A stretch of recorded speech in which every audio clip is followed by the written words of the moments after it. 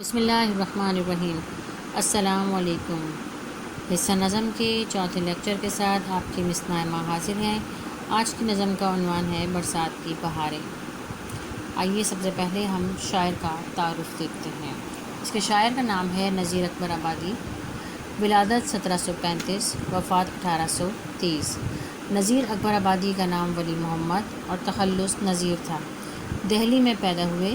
آپ کی والدہ گورنر آگرہ نواب سلطان کی بیٹی تھی۔ احمد شاہ ابدالی نے جب دہلی پر حملہ کیا تو آپ اپنی والدہ اور دادی کے ہمراہ اکبر آباد چلے آئے۔ اسی نسبت سے اکبر آبادی کہلائے۔ اردو اور فارسی زبان پر انہیں دسترس حاصل تھی، یعنی عبور، مہارت۔ اس کے علاوہ عربی، پوربی، ہندی اور پنجابی زبانوں میں بھی مہارت رکھتے تھے۔ نذیر اردو کے پہلے شاعر ہیں جنہوں نے نظمیہ شاعری کو فروغ دیا۔ آپ کی شاعری کے موضوعات انسان، فطرت، سماج وغیرہ ہیں۔ وہ ایک خالص عوامی شاعر تھے۔ یہی وجہ ہے کہ ان کی شاعری میں تہوار، فطرت، سماج، معاش کے مختلف پہلوؤں کو مؤثر انداز میں پیش کیا گیا ہے۔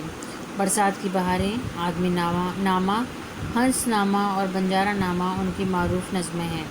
کلیات نذیر اکبر آبادی اردو ادب کا عظیم سرمایہ ہے۔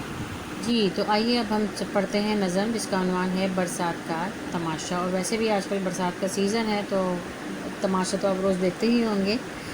جی تو خورشید گرم ہو کر نکلا ہے اپنے گھر سے۔ خورشید یعنی سورج گرم ہو کر نکلا ہے اپنے گھر سے مطلب یہ ہے کہ جب بارش ہونے والی ہوتی ہے تو ہبس ہو جاتی ہے، یعنی گرمی سی چھا جاتی ہے۔ تو کیا کرتا ہے، وہ لیتا ہے مول بادل کر تلاش زر سے، یعنی بادل مول لیتا ہے۔ مول مطلب ہوتا ہے خریدتا ہے، اور کر تلاش زر سے، زر مانے ہوتا ہے دولت۔ آئی ہوا بھی لے کر بادل کو ہر نگر سے۔ اور جب ہوائیں چلتی ہیں تو وہ کیا کرتی ہیں، ان کی کوشش یہ ہوتی ہے کہ ہر طرف سے بادلوں کو وہ لے کر آئے، اور آدھے اساڑ تو اب دشمن کے گھر سے برسے۔ تو آدھے اساڑ کا مطلب ہوتا ہے برسات کا ہی موسم، اور یہ ہندی زبان کا لفظ ہے۔ اب دشمن کے گھر سے برسے، یعنی کہ اب بارش ہر طرف سے جو ہے برسنا شروع ہو جائے گی۔ اور آئیے یار چل کے دیکھیں برسات کا تماشا۔ تو آؤ چلو مل کے برسات کا تماشا دیکھتے ہیں۔ قاصد صبا کے دوڑے ہر طرف منہ اٹھا کر۔ قاصد ہوتا ہے پیغام پہنچانے والے، صبا یعنی ہوا کے قاصد جو ہے ہر طرف منہ اٹھا کر دوڑ رہے ہیں۔ ہر کو دشت کو بھی کہتے ہیں یوں سنا کر۔ کوہ مانے پہاڑ اور دشت مانے بیابان، یعنی کہ کچھ پہاڑوں میں، کہیں بیابانوں میں، ہر جگہ ہوا کے جو قاصد ہیں، جو ہوا جو پیغام لے کے جا رہی ہے، ہر جگہ جا کے کہتے ہیں ہاں سب جوڑے پہنو ہر دم نہا کر، یعنی کہ تم بھی سب جوڑے پہنو۔ یعنی کہ آپ نے دیکھا ہوگا کہ بارش کے موسم میں، بارش کے بعد پتے ہرے بھرے ہو جاتے ہیں اور ہر طرف پودے ہی پودے، یعنی اچھا سا موسم ہو جاتا ہے۔ اور تو سب جوڑے پہنو ہر دم نہا کر، کوئی دم کو میگھ راجا دیکھے گا سب کو آ کر۔ میگھ راجا یعنی کہ اس کو بھی برسات کو ہی کہتے ہیں، یہ بھی ہندی زبان کا لفظ ہے۔ یعنی کسی دم یا کسی پل یا کسی لمحے کو میگھ راجا یعنی برسات آئے گی اور سب کو دیکھے گی۔ آئے یار چل کے دیکھیں برسات کا تماشا۔ تو اس میں میری شاعر یہ کہہ رہا ہے کہ آؤ چلیں اور برسات کا تماشا دیکھیں، کیونکہ برسات کی بہاریں عجیب ہی ہوتی ہیں، ہر طرف ایک خوشی سی پھیل جاتی ہے۔ جب یہ نوید پہنچی صحرا میں ایک باری۔ جب یہ نوید کا مطلب ہوتا ہے، نوید مانے خوشخبری، خوشی کی خبر۔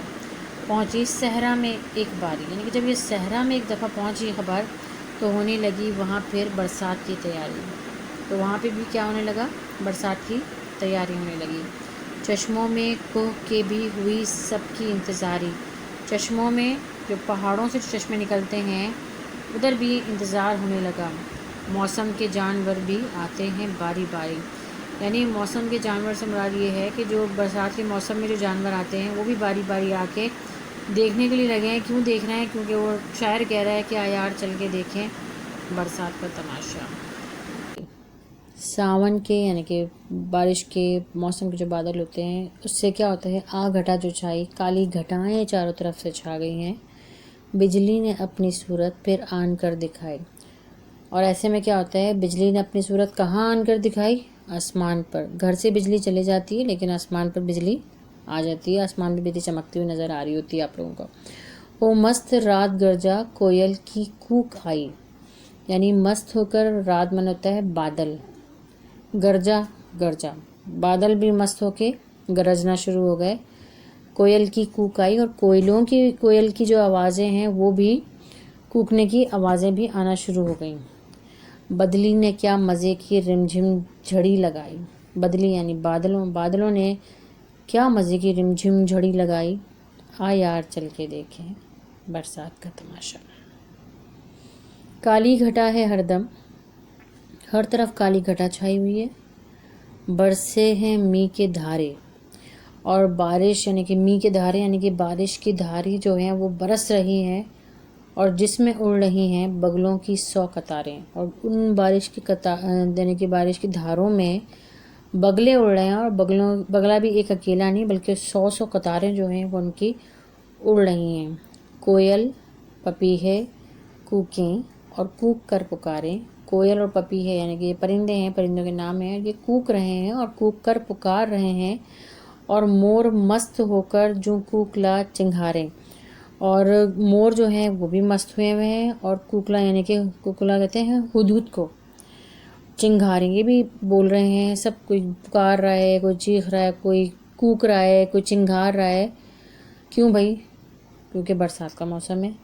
تو آ یار چل کے دیکھیں برسات کا تماشا. بنگلے سبھوں نے ہر جا اونچے چھوائے زردے. بنگلے جو بنگلے ہوتے ہیں، سبھوں یعنی سب نے، ہر جا ہر جگہ، اونچے چھوائے ہوتا ہے چھپڑ سا ڈال دیتے ہیں تو وہ سب زردے یعنی کہ پیسہ دے کر، دولت دے کے. تو اس کا مطلب یہ ہے کہ جو بنگلے والے ہیں انہوں نے سب نے، جس کے بھی گھر ہیں، سب نے ہر طرف چھپڑ سے ڈلوا دیے کیونکہ بارش کی تیاری انہوں نے پہلے سے کی ہوئی تھی. اور میوے، مٹھائی، امب ہوتا ہے آم، سندھی میں بھی پڑھا ہوگا آپ نے، انگور اور سردے، یہ سارے گرمیوں کے پھلوں کے نام ہیں جو کہ گرمیوں کے موسم میں آتے ہیں. پکوان تازے تازے خاصے پلاؤ زردے. اور پکوان بھی ہیں تازے تازے سے، اور پلاؤ اور زردے. برسے ہے ابرے بارہ کھلوا دیے ہیں پردے. کیوں بھائی؟ کیونکہ اب بادلوں نے بھی اپنے پردے کھول دیے ہیں، اور اب ابرے بارہ یعنی ایسے بادل برس رہے ہیں جیسے بارش برستی ہے. اور کیونکہ اب بارش برس رہی ہے اور پردے کھل گئے ہیں تو بھائی چلتے ہیں اور چل کے دیکھتے ہیں برسات کا تماشا. تو اب یہی کہوں گی، جا یار چل کے دیکھ لے برسات کا تماشا. تو یہ جو ہے یہ ہمارا نظم جو نذیر اکبر آبادی نے لکھی ہے، برسات کا تماشا، کیونکہ وہ عوامی شاعر ہیں تو انہوں نے اس لیے عوامی شاعری کی ہے. اور یہ ماخوذ ہے کلیات نذیر اکبر آبادی سے. امید ہے کہ آپ نے اس کو انجوائے کیا ہوگا. اگلے لیکچر تک کے لیے اللہ حافظ.